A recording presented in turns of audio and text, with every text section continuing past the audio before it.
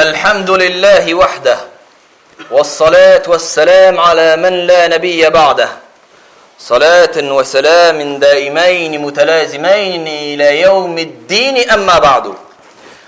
Serviteurs d'Allah, craignez Allah Azza wa Jal comme il se doit et ne mourrez qu'en étant soumis à Allah Azza wa Jal et ne mourrez qu'en étant musulmans soumis à Allah Azza wa Jal. Craignez Allah et Allah vous éduquera, craignez Allah et Allah vous donnera la clairvoyance et la bonne compréhension de la religion. Sachez, serviteurs d'Allah, que la meilleure des paroles est la parole d'Allah le Très-Haut. Et que les plus mauvaises choses et les pires des choses sont toutes les choses inventées dans la religion complète d'Allah Azza wa Jal, dans le but de se rapprocher d'Allah. Et sachez que toutes ces choses inventées dans la religion complète d'Allah, afin de se rapprocher d'Allah par ces œuvres inventées, sont toutes des innovations religieuses. Et toute innovation religieuse est un égarement, et tout égarement mène au feu de l'enfer. La meilleure des paroles est la parole d'Allah, et la meilleure des voix est la voix de notre prophète Muhammad sallallahu alayhi wa sallam.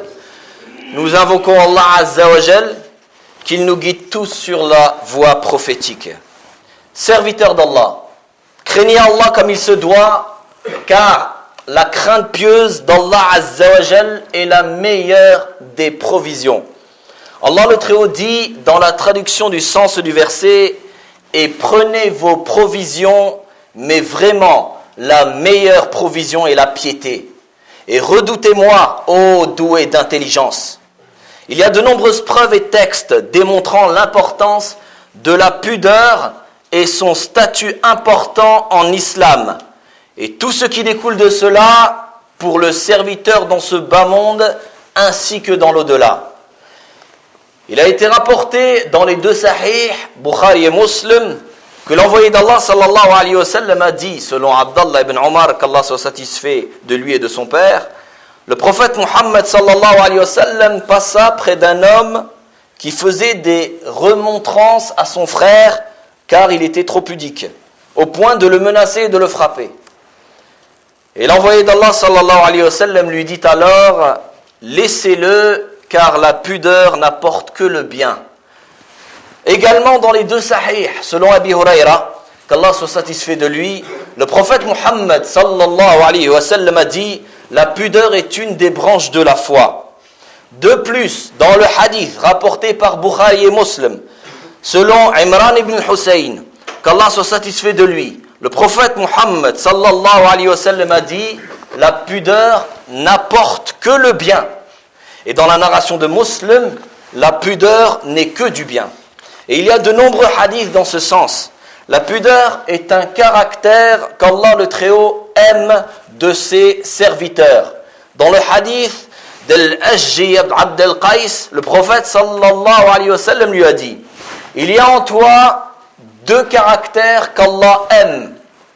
Al-Hilm, ça regroupe le fait d'être patient tout en gardant son calme. Et la pudeur. Ce sont ces deux caractères-là, Al-Hilm et la pudeur, qu'Allah Azza wa Jal aime. La plus importante des pudeurs à acquérir, c'est la pudeur envers Allah le Très-Haut, le créateur de toutes choses, celui qui te voit où que tu sois, et dont rien ne peut lui être caché. Oublies-tu qu'Allah nous observe constamment et qu'Allah est parfaitement connaisseur de ce que vous faites?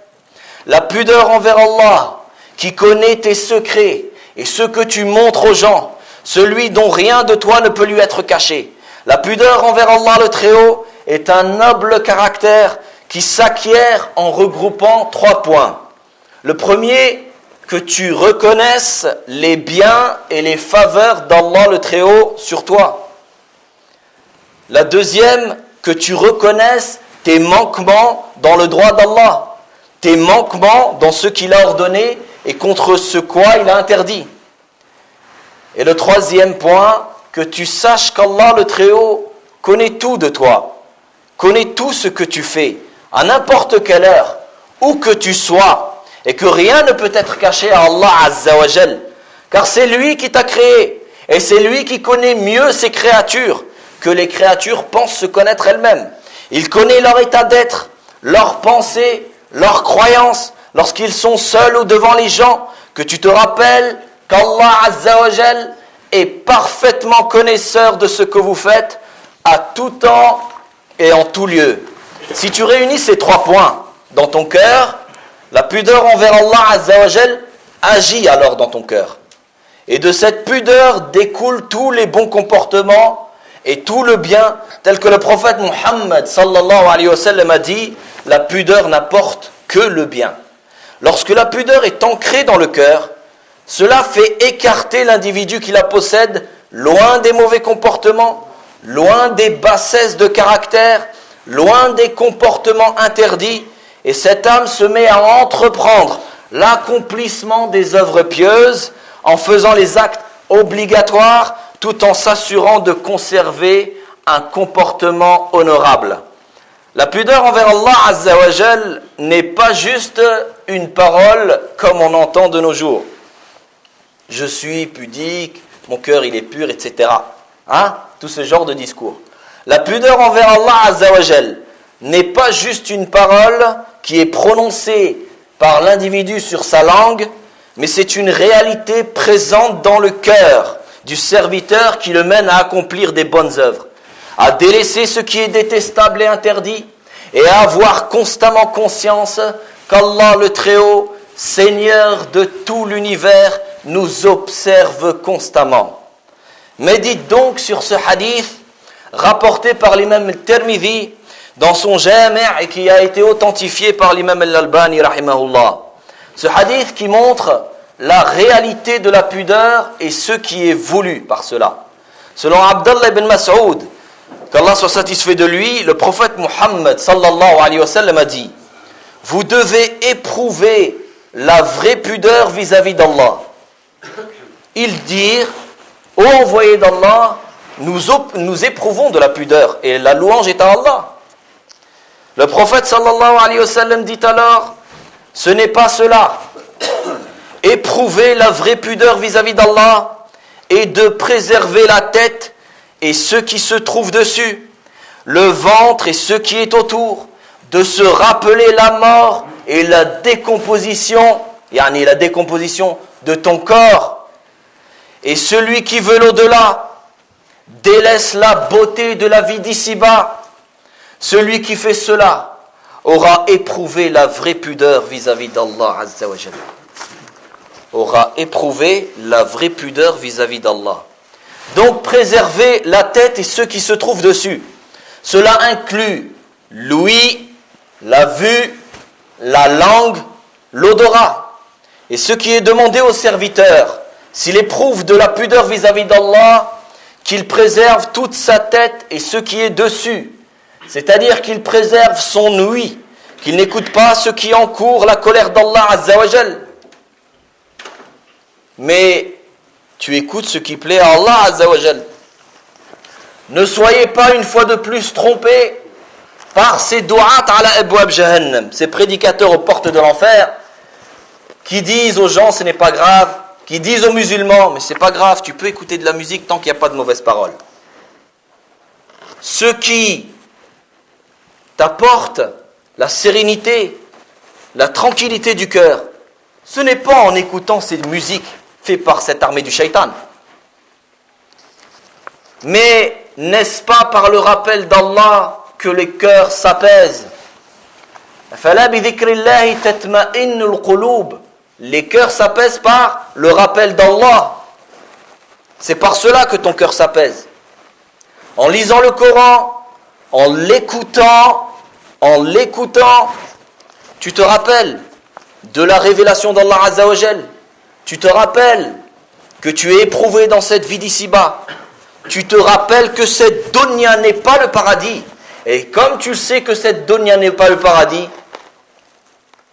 tu comprends naturellement qu'il y aura des épreuves et des problèmes. Car dans le paradis, il n'y a pas de maladie et il n'y a pas de problème.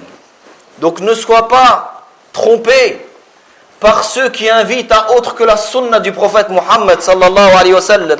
Ils ne font que encourager les musulmans et les musulmanes à être hypocrites envers leur religion, car Abdallah ibn Mas'ud radiyallahu anhu a dit Al-ghina yunbitu an-nifaq fil qalb. La musique et les chants plantent l'hypocrisie dans le cœur. Donc ils n'écoutent pas ceux qui encourent la colère d'Allah par pudeur vis-à-vis d'Allah, qu'il préserve sa vue. Il ne regarde pas ceux qui encourent la colère d'Allah par pudeur vis-à-vis d'Allah. Car tu sais qu'Allah Azza wa Jal sait ce que tu fais, sait ce que tu observes, sait ce que tu écoutes, sait ce que tu dis. Donc tu délaisses ces mauvaises choses pour Allah Azza wa Jal et par pudeur vis-à-vis d'Allah Azza wa Jal. Tu préserves ta langue, tu ne dis pas ce qui encourt la colère d'Allah par pudeur vis-à-vis d'Allah. Tu évites les insultes, tu évites ce qu'ils appellent les gros mots, les mauvais langages, car tu sais qu'Allah Azza wa Jal sait ce que tu dis. Allah Azza wa Jal t'entend, il sait ce que tu dis. Allah Azza wa Jal, il t'a créé, il te donne des biens, et certains en arrivent à accomplir ce kufr qui les exclut de l'islam en insultant Allah Azza wa Jal, alors qu'Allah Azza wa Jal les a créés et leur donne leur rizq. Le sang coule dans leurs veines, ils ne s'en rendent même pas compte. Leur cœur bat, ils n'y prêtent même pas attention. Ils pensent que ce sont des choses. Mais c'est Allah Azza wa Jal qui t'a donné tout cela. Donc par pudeur vis-à-vis d'Allah Azza wa Jal, tu ne dis que ce qui plaît à Allah Azza wa Jal, ou tu te tais. Comme le prophète Muhammad sallallahu alayhi wa sallam a dit, celui qui croit en Allah et au jour dernier, qu'il dise quelque chose de bien, une bonne parole, ou qu'il se taise. Donc au lieu de se réunir dans les cafés, ou dans les maisons, pour démonter un tel ou un tel, ou dire un tel, regarde ce qu'il a, ce qu'il n'a pas, ou médire sur autrui, oublies-tu qu'Allah Azza wa Jal sait ce que vous faites et ce qui est dit? Mais lorsque tu te remémores de cela, par pudeur vis-à-vis d'Allah Azza wa Jal, tu délaisses tout cela, car tu sais que de toute façon, tu resteras seul dans ta tombe avec tes œuvres. Dans un autre hadith authentique, dans lequel le prophète Muhammad sallallahu alayhi wa sallam avait dit, donc celui qui croit en Allah et au jour dernier, qu'il dise du bien ou qu'il se taise. Et par pudeur vis-à-vis d'Allah Azza wa Jal, et qu'il dise du bien ou qu'il se taise, alors dis du bien, dis la vérité. Mais si tu ne connais pas des choses, ou tu n'es pas sûr d'une chose dans la religion, tu te tais et ne mens pas sur Allah Azza wa Jal et son prophète, en voulant faire des analogies et en pensant que je ne vois pas où est le problème. Par pudeur vis-à-vis d'Allah Azza wa Jal, que le serviteur préserve son ventre et ce qui est autour, c'est-à-dire qui est à l'intérieur de l'individu, et parmi les choses les plus importantes à l'intérieur de l'individu, c'est le cœur, car le cœur est l'endroit où tu concrétises la pudeur vis-à-vis d'Allah Azza wa Jal. Si la pudeur vis-à-vis d'Allah est concrétisée dans le cœur, tous les membres sont corrigés et les œuvres apparentes deviennent bonnes. Tel dans le hadith du prophète Muhammad sallallahu alayhi wa sallam, lorsqu'il a dit, dans le cœur, il y a un morceau de chair, que s'il est bon, tout le corps le sera, et s'il devient corrompu, tout le corps le deviendra. N'est-ce pas que c'est le cœur? Et pour concrétiser cette pudeur vis-à-vis d'Allah Azza wa Jal, que le serviteur n'occupe pas son temps avec les troubles de ce bas monde et tous ceux qui vont l'occuper de l'obéissance à Allah Azza wa Jal, Seigneur de l'univers. Mais il se doit de se rappeler qu'un jour, il rencontrera Allah et qu'il se rappelle qu'il va quitter cette vie d'ici-bas et qu'il se rappelle qu'un jour, il sera placé seul dans sa tombe, personne pour compagnie, seulement ses œuvres pieuses. Et que tu te rappelles de la mort et de la décomposition. Lorsque tu te rappelles que tu mourras et que tu te décomposeras dans la terre, ton corps va être décomposé dans la terre. Puis Allah Azza wa Jal te recréera et que tu seras debout devant Allah Azza wa Jal qui te questionnera sur ce que tu as avancé comme œuvre dans cette vie d'ici-bas.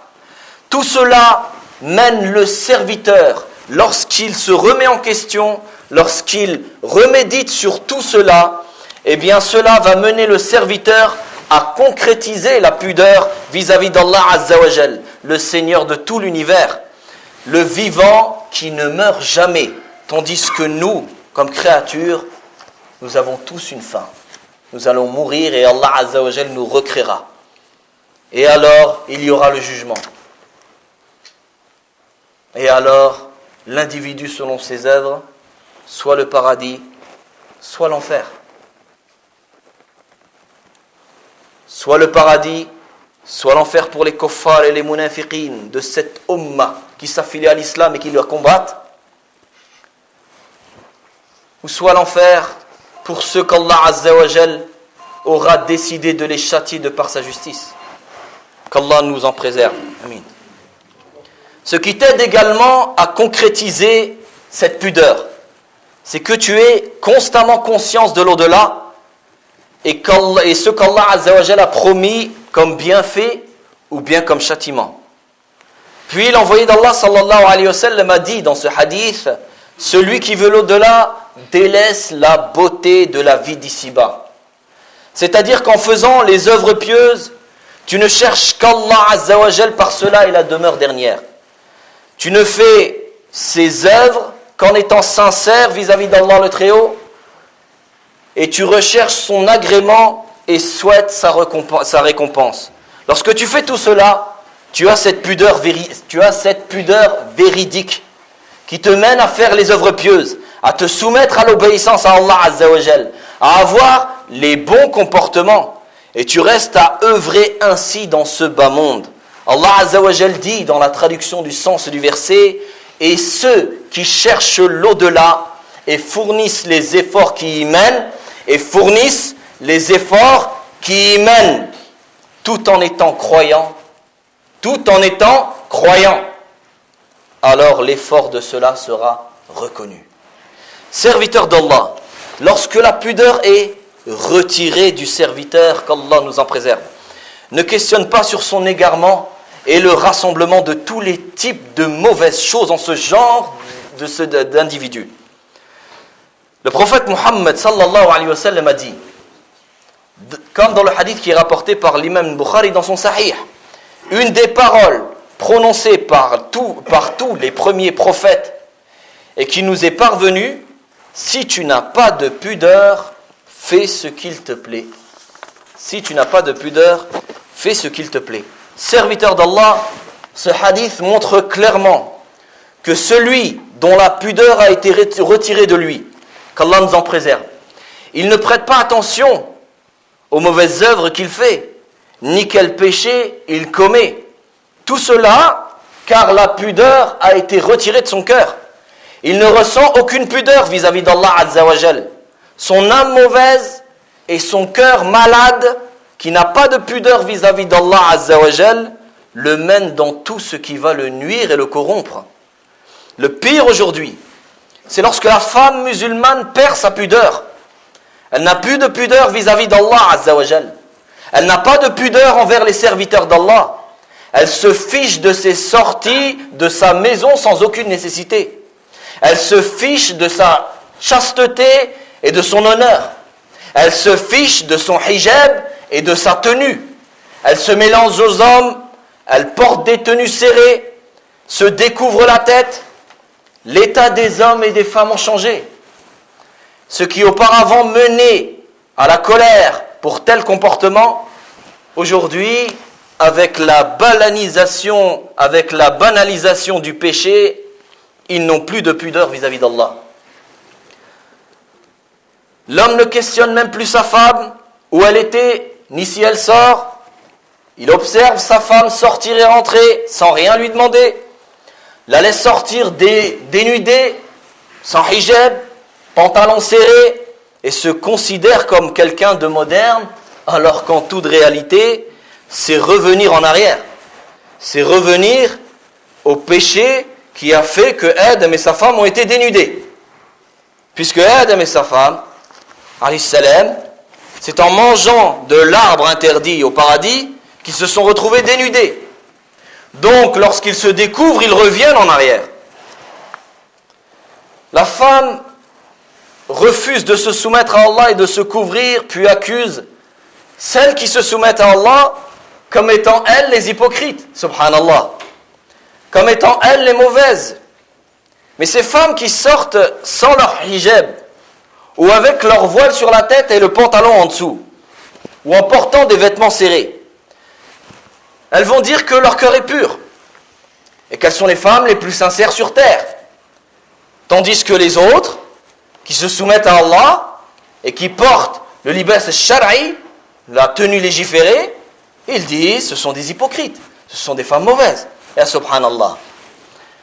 Tu accuses les sœurs portant la tenue légiférée comme étant hypocrites et des femmes mauvaises. Alors toi, soumets-toi à Allah Azza wa Jal et de la pudeur envers ton Créateur. Crains le jour où tu devras rendre des comptes et montre l'exemple de la musulmane qui a cette pudeur. Tu accuses cette sœur qui porte la tenue légiférée que c'est une hypocrite. Eh bien toi, porte la tenue légiférée et montre l'exemple de la femme musulmane qui a cette pudeur. Sois la musulmane qui est ainsi un bon exemple au sein des siens, de sa famille, de son environnement, afin que ta fille suive ton comportement émanant de cette pudeur véridique vis-à-vis d'Allah Azza wa Jal. Aux hommes d'être des hommes qui ont de la jalousie pour leur religion, en appliquant avec véracité cette pudeur vis-à-vis d'Allah Azza wa Jal. Soyez des exemples pour vos enfants, afin qu'ils suivent vos pas et protégeront ainsi votre honneur et demeurent en votre absence. Ce qui nous incombe tous, serviteurs d'Allah, que l'on travaille notre âme à ce que la pudeur vis-à-vis d'Allah soit ancrée dans nos cœurs, que nous réalisions sincèrement les manquements que l'on a vis-à-vis d'Allah Azza wa Jal, afin de les corriger avec l'aide d'Allah, malgré que l'on sait qu'Allah nous observe constamment et qu'il sait parfaitement ce que cachent nos cœurs. Malgré cela, nous avons ces manquements. Qu'Allah nous facilite dans son adoration. Serviteur d'Allah, celui qui est raisonnable pousse son âme à se réformer et œuvre avec piété pour ce qui est après la mort.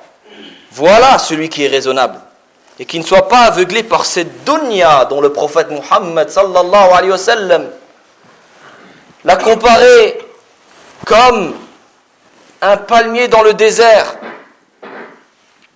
Tu es dans cette dunya comme le voyageur qui se repose sous cet arbre pour prendre un moment de l'ombre du soleil, puis va continuer sa route.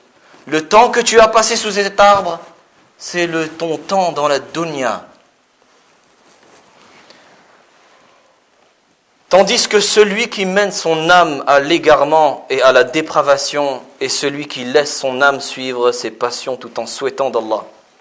Il désobéit à Allah, il refuse de se soumettre à Allah et il vit avec l'espoir qu'Allah lui pardonne. Mais tu dois faire les efforts, tu dois faire les causes, tu dois œuvrer, tu dois adorer Allah Azza wa Jal. Tu ne pourras pas dire le jour du jugement, mais on l'a tous fait. Tout le monde le faisait. Notre pays, tout le monde faisait comme ça. Ce n'est pas une excuse. Allah Azza wa Jal te l'a ordonné à toi. Il te l'a ordonné. Et il t'a interdit des choses. Tu ne peux pas reposer l'erreur sur quelqu'un d'autre. Qu'Allah nous guide tous et nous aide dans l'acquisition de cette pudeur véridique et sincère. Allahumma hdina fi man hadayt, wa afina fi man afayt, wa barik lana fi ma a'tayt. تبارك ربنا وتعاليت اللهم أرينا الحق حقا وارزقنا اتباع وأرينا الباطل باطل وارزقنا اجتناب اللهم أعز الإسلام والمسلمين وأذل الشرك والمشركين ودمر أعداءك أعداء الدين وصلى الله وسلم على نبينا محمد